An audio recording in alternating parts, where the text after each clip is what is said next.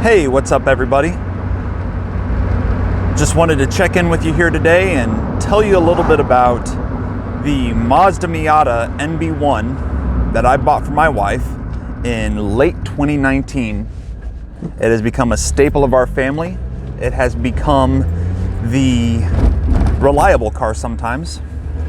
It has become the bridge between my wife and a car enthusiast lifestyle where there was no such lifestyle before.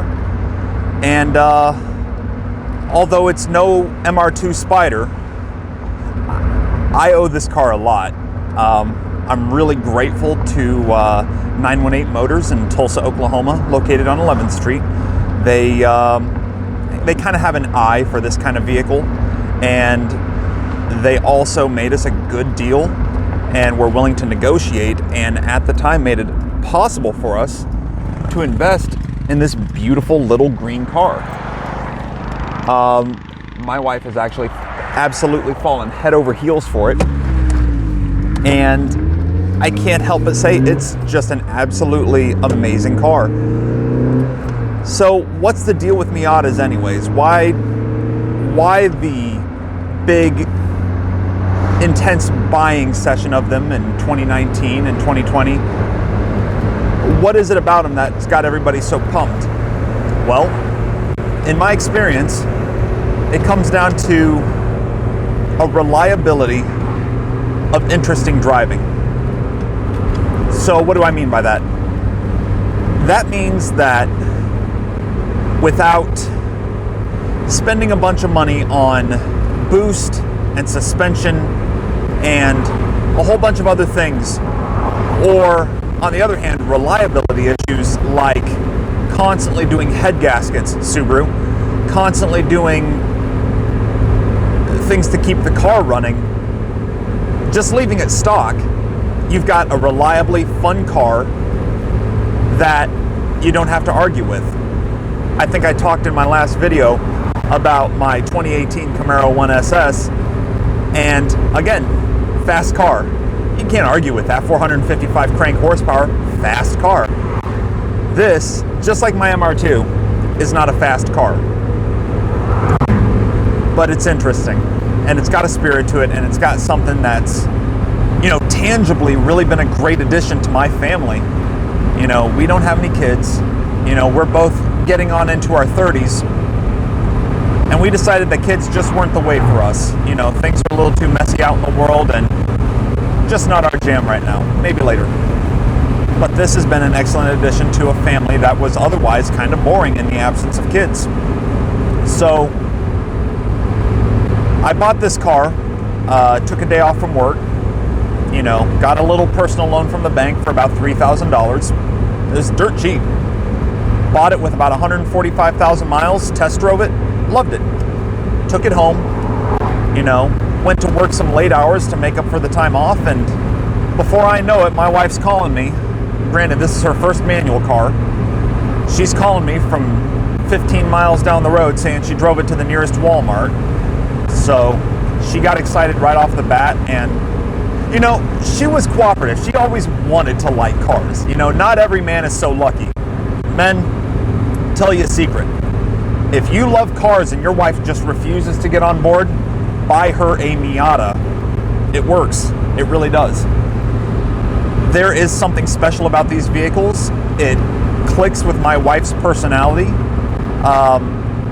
Her and this car get along real good. What do I think of it? Well, from a driver's perspective, I find it inspiring in the sense that you have to get to know it. You have to want to get to know it But overall, it's a little clunkier, you know, and I can't blame age. This isn't an NA, this is an NB1, so it's a 1999 model. My MR2 is a 2000 model. The MR2, by comparison to this car, is smooth as glass, and that's saying something. So this car is significantly more clunky. Body roll, I mean, it has it, but it's the manageable sort. It's like driving a block of wood by comparison. The MR2 kind of feels a lot more lively, like it almost feels like it wants to oversteer every corner, but it's definitely not. It's just so much more excited to dive into the corner, where this is much more reserved. I'd almost feel like I could say this car is going to do what I expect it to do. And in so doing, it's going to be a little slower. So take that however you will, but this is a great and wonderful car. It's my wife's car. Every now and again I drive it, but most of the time I just stick either to our Forester or to my MR2.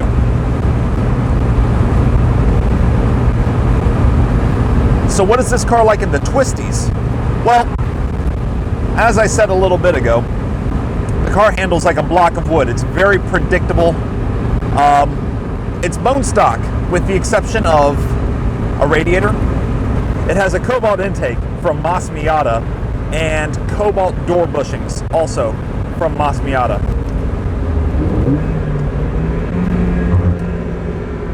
That's another thing you never quite get used to. I think I mentioned in my other video that this car definitely has more of its torque band and its range up in the lower gears, so that when you go from 60 in fifth and downshift with a rev match into third, it just sounds like you're wringing the poor thing's neck. So Miata has been a really great supplier for this car, between the Mishimoto radiator we got for it, the Mishimoto fan set we got for it, the cobalt door bushings that we got for it, and I believe we also did a cobalt intake, which was really just makes this car sound fantastic. It drives wonderful with it. Other than that, I mean, you want to talk suspension, bushings, coilovers, all that. No, it's all stock there, and it's definitely bumpier, more just kind of generally more rattly. I'm convinced that with a new set of suspension, new bushings, just motor mounts for sure, I believe it would be a much nicer driving car. But again, it is what it is. It's reliable, and you can count on it doing what you expect it to do. So I talked last time about how the MR2 was the lightest sports car I could buy. I know the way I phrased it at the time didn't exactly go that way. And I said that what makes it that way is that it's livable. Well, you may notice that I have the top down for this video, in spite of any possibly terrible audio that comes with. And I'm sorry, that's just the way it has to be, because I cannot physically drive with the top up on this vehicle. My head presses against it, it creates a downward pressure on my neck, which I find to be very, very uncomfortable. And as such, I do not drive this car with the top up. The MR2, I am absolutely able to do that. I've got plenty of clearance. It's a comfortable place to be. This car, not so much. Being a traditional front-engine, rear-wheel drive car, we've got this nice, big transmission tunnel here in front that prevents my legs from getting any free movement. It's a cramped place to be. At 235 pounds and 6'3", let me tell you that a Miata is not always the answer. My wife, however, who happens to be about 5'8", it's the perfect size car for her. She fits in here wonderfully, and she loves driving it. She scoots up to the steering wheel and has all the legroom she could want. I'm not so lucky. I have to be all the way back with the seat tilted back, the top down, and still heel towing this thing is a real challenge. Left foot braking would be absolutely impossible. That being said, I can still drive it kind of fast. It's a fun car. You know, it's not as responsive. The turn-in, the communication isn't all there. I imagine at least part of that's due to the fact that I don't drive it every day. As a companion, this car would be ideal. It has been in our family the most reliable car we have, and that includes a 2018 Camaro 1SS, and it also includes a 2015 Subaru Forester. What do I mean by it's been the most reliable? Well, when those cars go down for whatever reason, like my big feet kicking the wiring loom out underneath the dash of the Camaro and having to replace the gauge cluster and reinforce the wiring down there because of it, this car was the one that was running while my car was at the dealership.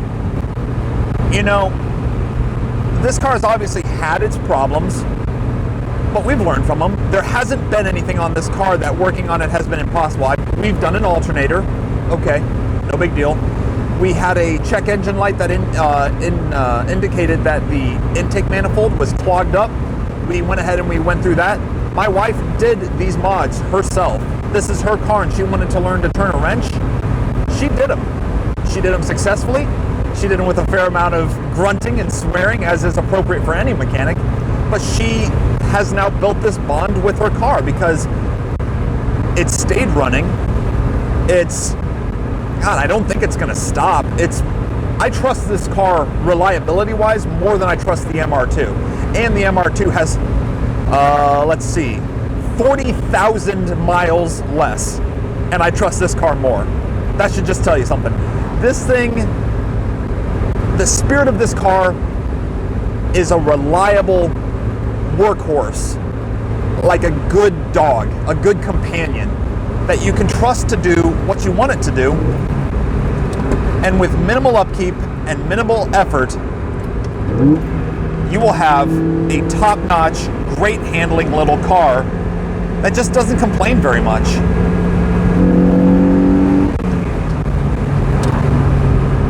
Guaranteed to put a smile on your face every time. This car is special. This car is inspired. I absolutely love it. It's not my current take on driving because honestly I couldn't live with it. Driving this thing personally to me is uncomfortable because of the seating position, because of my personal height, because of my size I'm a large human, you know, because of all those things. I couldn't live with this car, but I could definitely drive this car. And doing so is a really pleasant experience. I really cannot complain.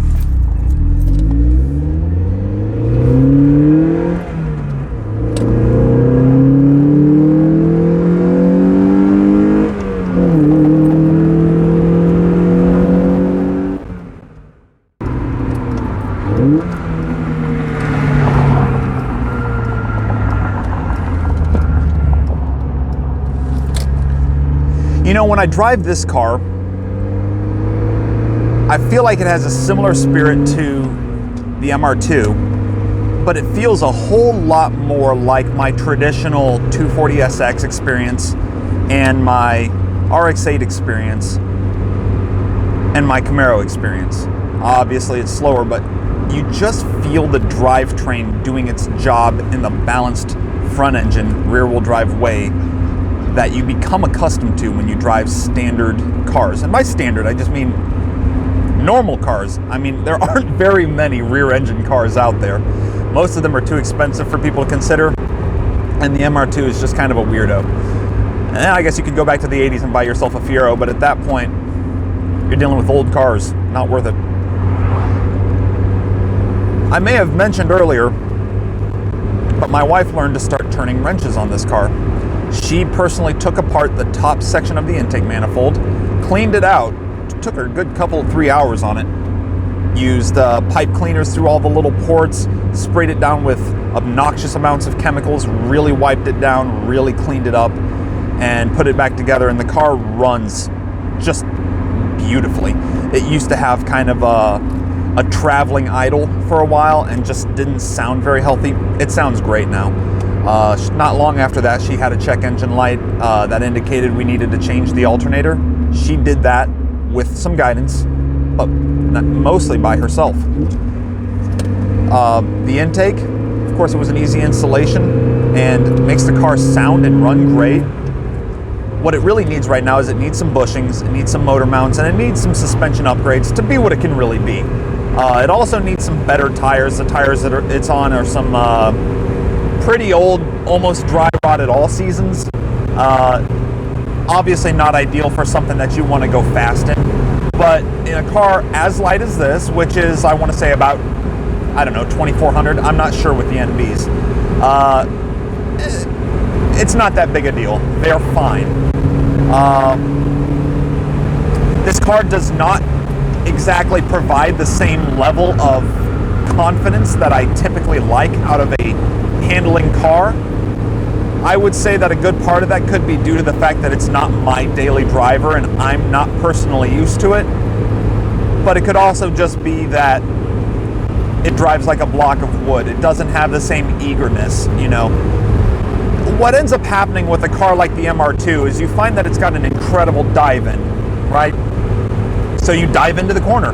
All of a sudden you're going a lot faster than you expected to be, but you notice the car isn't complaining and it's giving you a sense of confidence because of how it's behaving. There is no indication that you're losing grip, no indication of excessive body roll, no indication that anything is about to happen.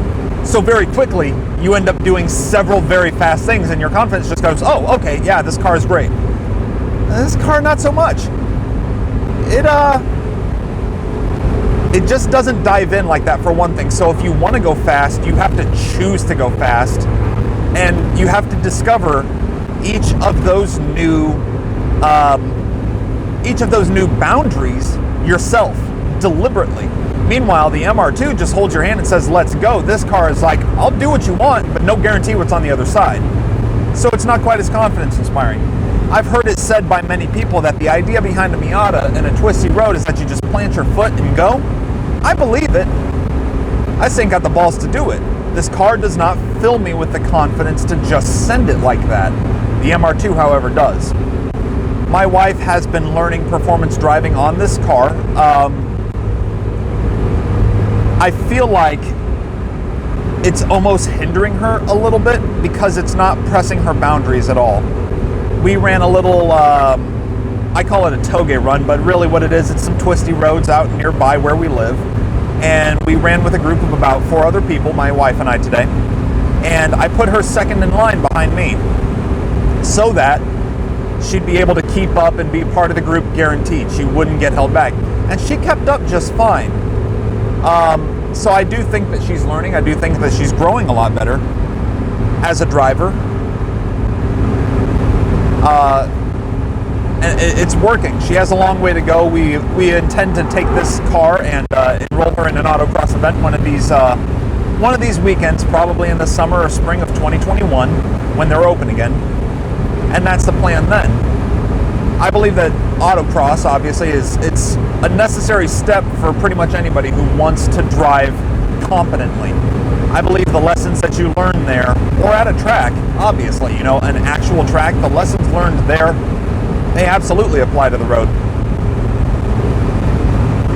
I believe that her experiences there will lead her to having a lot more confidence behind the wheel of this car on the toge or in the group, keeping up, running with everyone. And I think that will be very helpful to her. As for me, and what I believe about this car, I think it's great. I do. I really think it's great. This exact car and the sentimental things and material supportive things that it has done for our family and for our cohesiveness as a couple, the things that it's done in providing a reliable running car when everything else was broken down or giving us trouble, the lessons that it's provided my wife from learning how to drive manual to carving a line. All those things I'm extremely grateful to this car for. What do I think about the NB1 Miata as a vehicle in general? I think it's an excellent beginner's car. I think that if you wanted to get your wife on board, or if you want to get a great beginner's car for your youngster to learn to drive on, I think the Miata is an excellent choice. I don't see any problem with it, and I believe you'll be well suited with it. It's a great size for most women. It's a great size for most youngins. If you want it for yourself and you've been driving for a little while, I mean, unless you're going to severely modify it, I think you'd be better suited looking elsewhere. This car is just a little too basic, a little too simple. I understand that there are plenty of people out there who have taken these cars and made them go obnoxiously fast. I mean, these are one of the most popular chassis out there right now to put LS motors in, and I mean, that's just gnarly. You know, 400 horsepower in this car is just a ridiculous notion. And if that's your plan, by all means.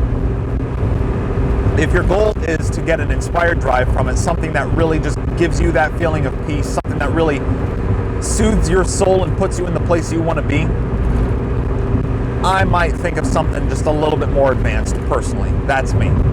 For a beginner, like your kids or your wife or your girlfriend, it's an excellent choice. It will get them going down the right path. But even my wife now, after almost 2 years of owning this thing, well, getting towards 2 years of owning this thing, she's already looking at other cars like the Golf R and like the Subaru STI. Other cars that are manual that just have a little bit more to offer than this very simple, very stripped down, very tight little car offers. Anyways, guys, I hope you've enjoyed the video. I hope you learned something that maybe you didn't already know. And I hope that it's inspired you to get out and drive some yourself. You know, the real point behind vehicles like these, as opposed to higher dollar, faster cars, is to really appreciate the drive in a tangible, realistic way that anybody can achieve. You know, it's a lot easier to forget about the people and the associations, the friendships, and the real experiences you can make when you're driving a car with 500 horsepower that's sole purpose is to get out and obliterate everything in its path. When you drive a car that's really more about the back roads and about the corners and about the people who are driving them with you, there's a lot more satisfaction there. It's where I choose to be, for sure. So that's it. This has been my review of the NB1 Miata. This is my wife's car, so by extension it's one of my cars, and I'm a pretty big fan. This has been Inspired Drive. As always, guys, please be safe, take care of yourselves. Until next time.